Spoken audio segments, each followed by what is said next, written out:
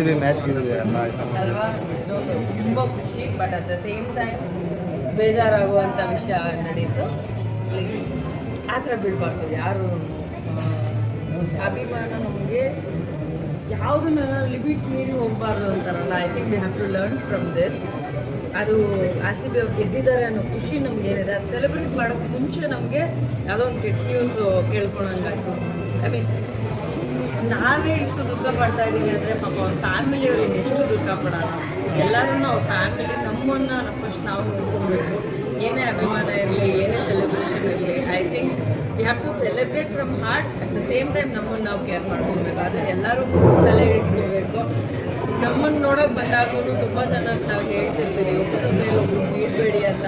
ಯಾವುದಾದ್ರೂ ಫಂಕ್ಷನ್ಗಳಿಗೆ ಹೋದಾಗ ಅಥವಾ ಓಪನಿಂಗ್ ಅಂತ ಹೋದಾಗ ಭಾಳಷ್ಟು ಊರುಗಳಲ್ಲಿ ಹಿಂಗಾಗತ್ತೆ.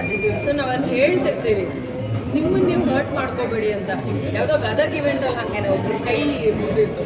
ಸೊ ಆ ಇನ್ಸಿಡೆಂಟಿಂದ ನಾನು ಬೀಯಿಂಗ್ ವೆರಿ ಕೇರ್ಫುಲ್ ಎಲ್ಲರ ಹತ್ರನೂ ಹೇಳ್ತಿರ್ತೀನಿ.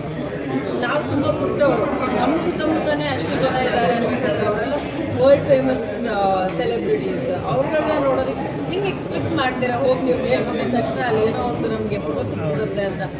It doesn't work. ಬಟ್ ನಿಮ್ಮ ಫ್ಯಾಮಿಲಿ ಸಫರ್ ಮಾಡುತ್ತೆ, ಅದನ್ನ ಒಂಚೂರು ನೋಡ್ಕೊಬೇಕಷ್ಟೇ. Other than that we will see movie ನೋಡ್ಬಿಟ್ಟು ಸಖತ್ ಎಂಜಾಯ್ ಮಾಡೋಣ.